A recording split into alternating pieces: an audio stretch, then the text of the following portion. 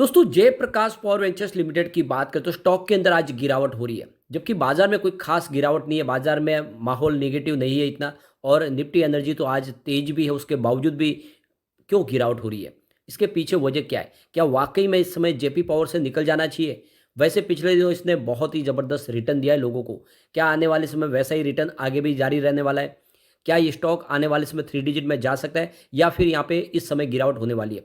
तो JP power को लेकर आगे की क्या संभावना उसको जानेंगे। काफ़ी लोग हैं जो लगातार कहते हैं कि जेपी पावर की मजबूती के क्या इसमें सिग्नल है और क्या इसके पॉजिटिव और क्या नेगेटिव सिग्नल उसको हमें समझना है। तो इस वीडियो के माध्यम से कंपनी के लिए क्या क्या मजबूत सिग्नल है और क्या इसके नेगेटिव वीक पॉइंट है वो भी जानने की कोशिश कर लेते हैं। साथ में इसके शेयर होल्डिंग पैटर्न को अच्छे से समझेंगे, जिससे समझ में आएगा कि क्या वाकई में इसमें इन्वेस्टमेंट किया जा सकता है, क्योंकि रिस्की तो बहुत ज़्यादा पेनी स्टॉक है, फंडामेंटली कंपनी वीक भी है। तो क्या करना चाहिए हमें जानने की कोशिश करेंगे इस वीडियो के माध्यम से। लेकिन फ्रेंड उससे पहले अगर आप पहली बार हमारे चैनल पे आए तो चैनल को सब्सक्राइब कर दीजिए, एक बेल आइकॉन दबा दीजिए ताकि जब भी नया वीडियो बने पहला नोटिफिकेशन आपको मिले। वीडियो पसंद आए तो लाइक से जरूर कीजिए। चलो फ्रेंड्स वीडियो स्टार्ट करते हैं। मैं हूँ आपका दोस्त एस बी दवे और हमारे अपने चैनल ऑनलाइन कमाई में आपका बहुत बहुत स्वागत है। अभी 2 बजे के आसपास का टाइम है। अगर बाजार की बात करें तो बीएससी सेंसेक्स 66,425 के स्तर पर जहाँ पे 47 पॉइंट की गिरावट है, यानी 0.071% की गिरावट है। तो पिछले 2-3 ट्रेडिंग सेशन की अच्छी तेजी के बाद यहाँ पे कुछ प्रॉफिट बुकिंग दिखाई दे रही है। निफ्टी एनर्जी फिर भी आज पॉजिटिव है। देख लो कि 27,216 के स्तर पे 213 पॉइंट की शानदार तेजी है, यानी 0.79% अपर है निफ्टी एनर्जी। उसके बावजूद भी जेपी पावर में गिरावट हो रही है। स्टॉक की शुरुआत 9.95 पर हुई, तो आप देख सकते हो कि शुरुआत पॉजिटिव हुई, क्योंकि कल की क्लोजिंग 9.90 के आसपास थी। इंट्राडे में 10 रुपीज़ का हाई भी बना, यानी आज फिर से इसने 2 डिजिट को छू लिया। लेकिन ऊपर के लेवल से प्रॉफिट बुकिंग शुरू हो गई और इसने फिर 9.60 का लो बनाया। अब आप देख सकते हो इस समय स्टॉक बिल्कुल अपने लो प्राइस की तरफ है। 9.60 के आसपास है, 3.03% की गिरावट है। हो सकता है कि गिरावट और बढ़े, क्योंकि प्रॉफिट बुकिंग हो रही है। और आपको पता ही होगा कि काफ़ी बड़े फंड हाउस यहाँ पे करोड़ों शेयर साथ में खरीदते हैं, और जब उनकी बिकवाली शुरू होती है तो ये स्टॉक नीचे आते ही है। तो इसमें इसके फंडामेंटल से कोई मतलब नहीं है। यहाँ पे प्योरली प्रॉफिट बुकिंग का मामला है, क्योंकि किसी बड़े फंड हाउस ने आज भारी बिकवाली कर दी है। इसकी परफॉर्मेंस अगर आप देखें तो 5 अक्टूबर को स्टॉक 9.80 के आसपास था, 2.6% की शानदार तेजी बनी थी। फिर 6 अक्टूबर को स्टॉक में कोई भी अपडाउन देखने को नहीं मिली, क्लोजिंग बिल्कुल फ्लैट रही 9.80 के आसपास। 9 अक्टूबर को स्टॉक के अंदर भारी गिरावट हो गई, 9.05 के आसपास आ गया स्टॉक सीधा 7.7% की भारी गिरावट के साथ में। तो बहुत ज़बरदस्त गिरावट हुई। उसके बाद में फिर से शानदार रिकवरी भी शुरू हुई। तो आप ये देख ही सकते हो कि 10 अक्टूबर को स्टॉक फिर से 9.20 के आसपास आ गया, 1.7% की तेज़ी के साथ में। 11 अक्टूबर की बात करें तो क्लोजिंग सीधा 9.90 के आसपास, जहाँ पे 7.6% की तेज़ी बनी। तो जो गिरावट हुई थी लगभग 7-8% की, वो सारी की सारी रिकवर हुई। और 2 ट्रेडिंग सेशन में ही लगभग देखें तो 10% की तेज़ी बनी, और ऐसे में फिर आज प्रॉफिट बुकिंग हावी हो गई। यहाँ पे वॉल्यूम भी काफ़ी बड़ा है, लेकिन कल के मुकाबले कम है। पिछले 1 महीने पहले इसका 27 करोड़ का वॉल्यूम था, 7 करोड़ की डिले उठाई गई थी। 1 वीक पहले 16 करोड़ का वॉल्यूम हुआ था, 4 करोड़ की डिले उठाई गई थी। और आप देख सकते हो कि कल 24 करोड़ का ज़बरदस्त वॉल्यूम हुआ था और 7 करोड़ की डिले उठाई गई थी। आज भी 10 करोड़ का भारी वॉल्यूम हुआ है, तो वॉल्यूम ज़बरदस्त है। यहाँ पे इसके प्रदर्शन को देखें तो देख सकते हो कि पिछले 5 साल में इसने 359 पॉइंट का परसेंटेज का ज़बरदस्त रिटर्न दिया है।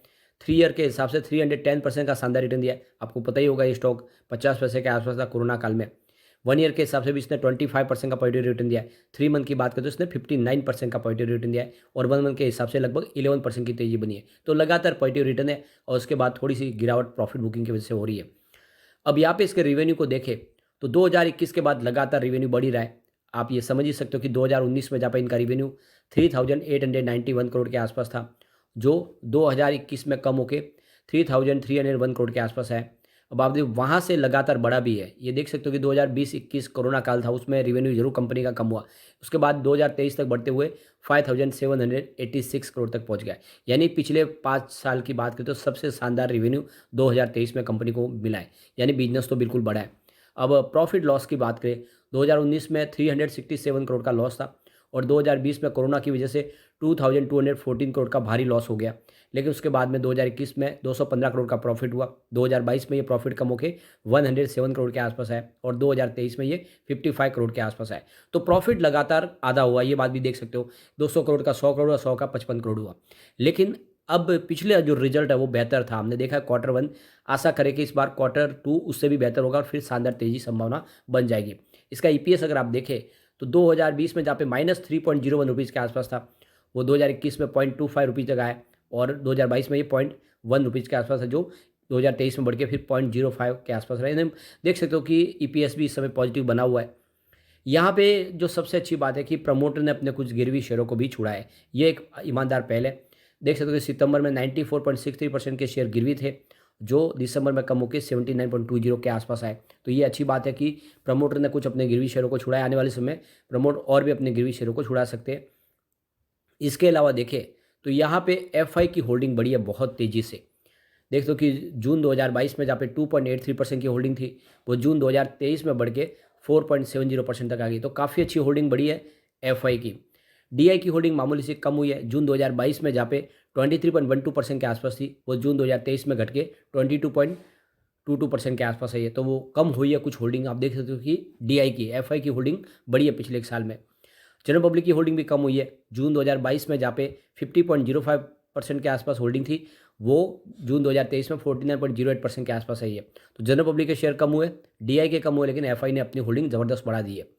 अब यहाँ पे इसके पॉजिटिव पॉइंट क्या और नेगेटिव पॉइंट्स को समझने की कोशिश करते हैं, तो स्टॉक को अच्छे से एनालिस कर लेते। तो यहाँ पे पहला पॉजिटिव पॉइंट और वो है एनुअल रिवेन्यू, जिसमें 21.86% की वृद्धि देखने को मिल रही है, जो 5,922 करोड़ के आसपास रहा है। तो ये पॉजिटिव पॉइंट है, क्योंकि जो सेक्टर का अगर देखें रिवेन्यू एवरेज, तो वो 29.75% के आसपास है और उस हिसाब से देखें तो ये पॉजिटिव पॉइंट निकल के आ रहा है। दूसरा पॉइंट निगेटिव और वो है क्वार्टरली रिवेन्यू, जिसमें 6.18% की गिरावट हुई है ईयर ऑन बेसिस पे, 1714 करोड़ के आसपास रहा है। जबकि इसका सेक्टर का रिवेन्यू ग्रोथ देखें तो आपको यहाँ पे -2.69% के आसपास दिखाई देगा। तो सेक्टर के मुकाबले इसकी क्वार्टरली रिवेन्यू में गिरावट ज़्यादा हुई है। अगला पॉइंट भी निगेटिव और वो है एनुअल प्रॉफिट में 48.44% की बड़ी गिरावट हुई है, जो 55.42% के आसपास करोड़ के आसपास रहा है।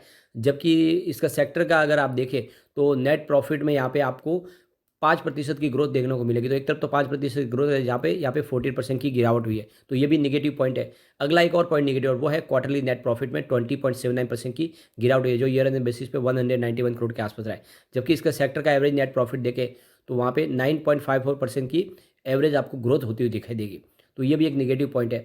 अगला पॉइंट पॉजिटिव और वो है स्टॉक की प्राइस, जिसमें 19.88% की वृद्धि हुई है। जबकि इसके सेक्टर की जो शेयरों की प्राइस में देखें तो 4.24% की ही वृद्धि हुई है। अगला पॉइंट फिर से निगेटिव और वो है प्राइस टू अर्निंग रेशियो, जो 1293.57 के आसपास रहा है, जो हायर देन सेक्टर पी, जो 49 के आसपास है। अगला पॉइंट और एक पॉजिटिव बन रहा है और वो है डेट टू इक्विटी रेशियो 0.46 के आसपास है, जो लेस देन 1% है। इसको हेल्दी कम समझेंगे। अगला पॉइंट निगेटिव है वो है रिटर्न ऑन इक्विटी यानी आरओई, जो देखते हो कि 0.53% के आसपास है, जो लेस देन 10% है। तो इस हिसाब से ये भी एक निगेटिव पॉइंट बन रहा है। इसके अलावा अगला पॉइंट न्यूट्रल है और वो है प्रमोटर शेयर होल्डिंग पैटर्न, जिसमें 24% की प्रमोटर की होल्डिंग है।